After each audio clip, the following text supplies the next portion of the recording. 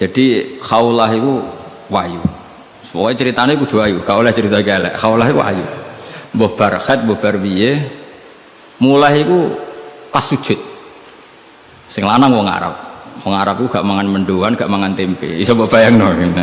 Wong Jawa ngono bojone suci tenang ae mangane mendoan. Ambek sego jagung. Dadi ra wong ayu ya biasa wae. Jadi wong Arab itu mangane daging. Terus neng hadis semua asbabun nuzul redaksine fa'ajabat du ajizatuha.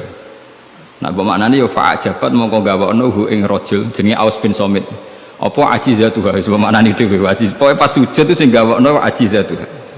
Wis jorok iki jorok niki. Niki murid kecelakaan. Jadi makna sing bener ra iso, nak makna ngono iso. Jadi uteke wis elek banget. Akhirnya jaluk, sing lanang njaluk. Karena sing wedok lagi sujud, lagi nikmati pangeran ra gelem. Ora gelem terus ngamuk sing lanang. Wong lanang ngerjaluk ra dikek iku ya ngamuk iku sekunane kuno. Tapi nek sing mangan mendoan ngamuke rapati tenan karena ya tadi sawate mesti rapati tenan. Wis akhirnya ngamuk terus wong Arab iku ngamuk tertinggi iku muni anti alayya kadzuhri ummi. Kowe berstatus kayak ibu. Ini makanya pentingnya ngaji tradisi. Berstatus kayak ibu itu di orang Arab itu adalah dzam. Dzam itu satu kesalahan yang harus dikritik. Tapi kalau orang Jawa kan enggak. Makanya kalau saya ditanya, fikih Jawa sama fikih Arab itu beda. Wong Jawa nak muni, "Dek, kowe kaya ibu." Itu maknanya sama-sama ngerawat saya. Makanya saya berpendapat tidak mesti secara fikih dihukumi zihar karena perasaan mengatakan kaya itu beda dengan orang Arab. Kalau orang Arab bilang kamu sudah kayak ibu, maknanya selawas-selawas haram tak keloni, haram tak jima, haram tak kumpuli. Ini perbedaan apa? Kultur Arab Jawa. Maka fikih itu kalau yang sifatnya sosial atau kultural itu memang nggak bisa sama. Itu kan ibarat begini. Orang Jawa itu kalau dicekel jenggote itu kira-kira ngamuk tor, kira-kira. Tapi kalau orang Arab itu kehormatan. Saya jajal jenggote kang ngali cekel. Wes dianggap murid ra duwe sebenarnya wong Arab lucu. Berarti padha jenggotene cekel-cekelan wah. Kebayang enggak corong Jawa? Wong Arab nak seneng wong, niku sirahe dicekel cek diwambung mbombonan. Nanti kula delok ora mentah lho. Lha kula nate kalian Mbah Mun teng Medina. Karena Mbah Mun orang alim alama dan beliau muammar sepuh, ada orang Arab seneng kalian ya. Yo dicekel cek terus diwambung nih. Sing wong Jawa gak siap. Enak ya sewate. Coba kelcek terus di. Enggak dicekel. Wis suruwe Pak wong Arab. Sadate ngono. Cara wong Jawa kan repot. Cara wong Arab itu sehingga saking mangkelnya si lelaki tadi bilang anti aliyah kazuhri ummi, kamu sudah berposisi kayak ibu. Fi hurmatil jima wa fi hurmatil mulamasa wa fi hurmati kata wa kata, sama-sama haram dikum. Setelah itu getun deh, waduh bojo ayune ngene kok tak zihar. Zihar itu sama dengan tolak bain. Sing wedok ya getun, sing lanang ya getun. Jika cerita lapor ning Kanjeng Nabi, sing lanang tok sing lapor. Kata Rasulullah, nah ini menunjukkan betapa perhatiannya Allah pada ketentuan hukum. Kata Rasulullah, hingga detik ini belum ada wahyu, maka ketentuan dihar sama dengan ketentuan yang ada di zaman jahiliyah, yaitu biman zilatid tolak, berstatus kayak apa? Tolak.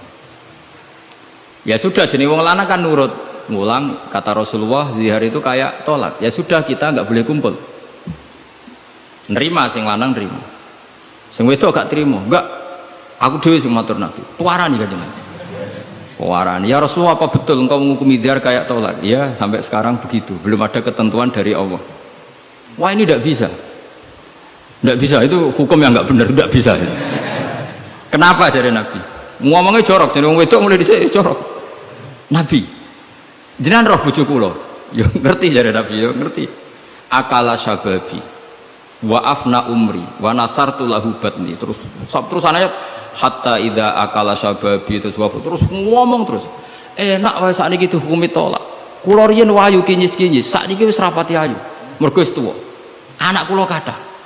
Cara hukum tolak zaman kula ayu ora masalah dipegat, kula golek bojo jek gampang, tapi aku saiki wis tuwa. Meskipun isih ayu, tapi meskipun isih ayu. Jenengan ngertos wong lanang. Anak kula nak dirumat bojo kula mesti terlantar, mesti katut babon. Jenenge wong lanang duda iku mesti katut babon. Nak tak rumat kula anak kula kelaparan, wong kula rondo wong wedok. Jadi enggak bener hukum tolak. Dikaji malih. Nabi lho dikonokno iku nabi. Nabi ya tapi hukumnya sementara ngono. Aku iku nabi yang ngenteni wahyu. Wis pokoke ngono. Pokoke ampun putusno tolak riyen. Tak tinggal mulai sakniki. Pikir-pikir mulai. Jenenge wong wedok. Sekondang tenan pokoke. Mulane ning surane ora ana surat rijal, ana surat apa? Nisa. Jadi juara. Mulai. Tapi itu justru ngetokno nak Rasulullah itu nabi. Jadi barang sing kowe ra seneng itu kadang dadi dalailul ijaz. Dalil mukjizati Quran, dalil kenabiane Kanjeng Muhammad sallallahu alaihi wasallam. Itu enggak ada yang dengar debatnya Nabi dan Khawlah, namanya Khawlah. Perempuan ini namanya siapa? Khawlah. Aisyah itu di kamar itu tidak pati dengar. Kok mau alamat-alamat ana wong wedok nglabrak Kanjeng Nabi ngono tok kenangan Aisyah. Sapa wani nglabrak? Terus bakas sopo, terus nggak pati detail. Sayyidah Aisyah itu dengar nggak pati detail. Singkat cerita, pas perempuan itu terang-terangan. Ini tak ijazah wong wedok-wedok sing judes. Nak wis judes menisan dadi wali, pasti didengar Allah. Mulai nang kamar itu terus sholat. Kan mau wis suci bakasane. Tapi iki sholat tenan, mau nggo sholat bar suci iki sholat tenan. Sholat tenan. Allahu Akbar. Gusti niki wonten hukum yang sangat merugikan saya. Tolong jenengan sebagai Tuhan, Nabi ini jenengan kandani hukum niku. Hukum niku kan ngerubah. Piye? Pangeran. Iku apike watas taki ilang. Lah perempuan saiki nak judes mbek sing lanang gak barokah. Mergo kondo mboke kondo dulure. Lah iki sing ra bener. Dhisik ora, tapi watas taki ilallah. Jadi gak lapor sopo-sopo, lapor pangeran. Ya Allah, hukum ini tidak fair, itu merugikan saya. Tolong Nabi ini jenengan kandani, kayak wahyu terkini. Nah hukum itu tidak seperti itu. Mohon Gusti, jenengan harus mendengar saya. Lah pangeran itu, terus pangeran nurono ayat wallahu yasma'u tahawurakum. Malah dimulai ayat qad sami Allah. Allah benar-benar mendeng. Jadi wong wedok nek ngomel. Pangeran wae ngrespon. Pangeran wae ngrespon. Ijek dikei kot tuh banget oleh ngrespon. Dadi ngomel anak kowe bojomu ngamuk iku mbok respon niru pangeran. Nah pangeran betah wong la tadurruhu maksiatun wala tanfa'uhu taatun. Pangeran orang ngomel kan tenang wae, ora bakal kena madharate. Tapi nek kowe bertahan, iso kena ompreng. Jadi kira usah niru pangeran karena ya beda kelas no. Akhirnya sujud tenani pangeran. Pas dekne sujud, Jibril teko ning Rasulullah. Dia di rumah, Rasulullah di dalam. Perempuan tadi di rumahnya.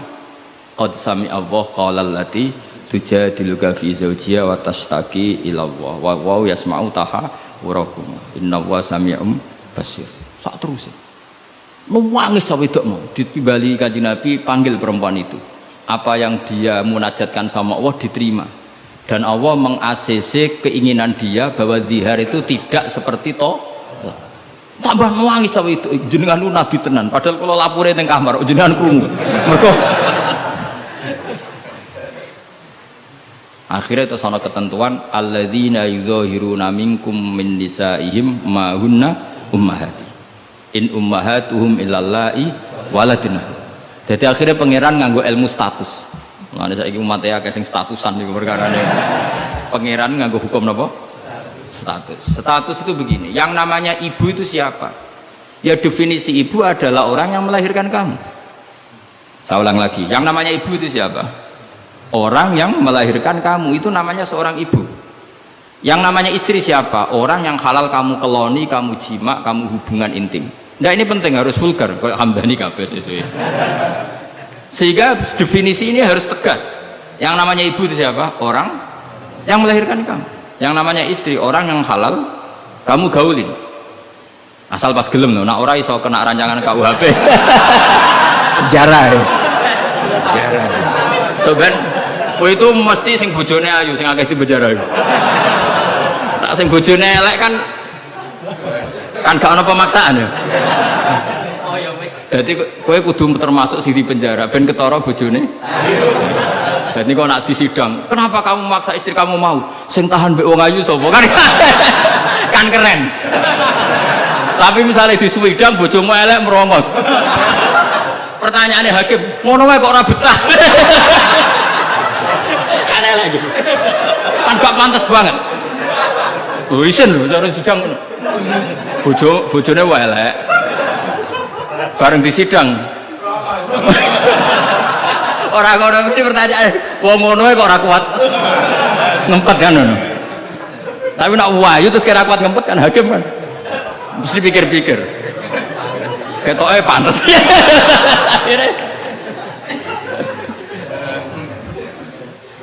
Tapi tak ulang lagi ya, ini fikih ya.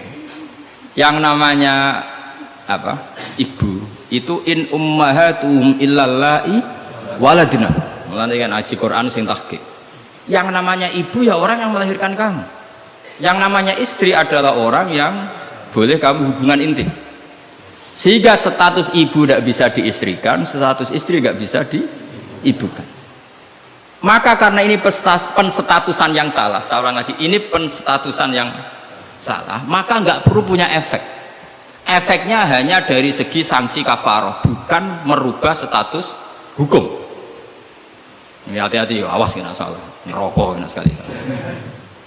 Sebab itu Allah oleh ketikan wa innahum la yaquluna munkaram minal qauli wa zura, menstatuskan istri sebagai ibu itu omongan sing ngelantur sing ora bener. Wong istri kok distatuskan sebagai ibu, itu tidak bisa. Yang namanya ibu ya orang yang melahirkan, yang namanya istri orang yang boleh dijak hubungan intim. Ini kan nggak nyambung. Ya darani misalnya Hamdani semuanya ini Gus Baik muridku, ya stres ngomong ini karena menstatuskan sesuatu yang nggak bener. Paham ya?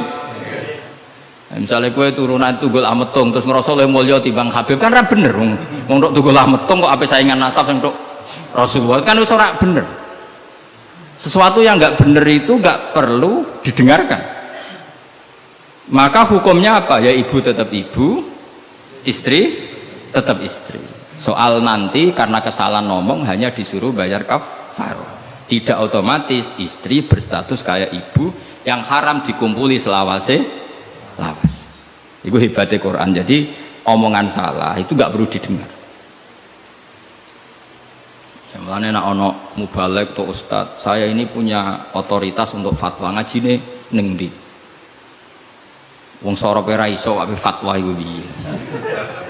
Mondoke iku ning ndi? Zaman mondok ora tau munggah bareng dadi kiai kok mletene ra karuan. Ngono iku kudu ditakokno kanca sak kelase. Iku ngerpek ta ora terus kan. Nek ra mlete dibarno, tapi nek mlete kudu dielingno. Utawa golekno gurune. Oh, nak sekolah ngadeg terus ora tau. Karena Allah itu tidak ingin ya agama dibuat main-main. Agama itu jelas, aturan mainnya jelas. Jadi makanya in ummahatuhum illallai waladnahum. Yang namanya ibu ya perempuan yang melahirkan. Sehingga jelas, aturan mainnya jelas. Semenjak itu Nabi mencabut tradisi jahiliyah yang menstatuskan dihar sama dengan tolak.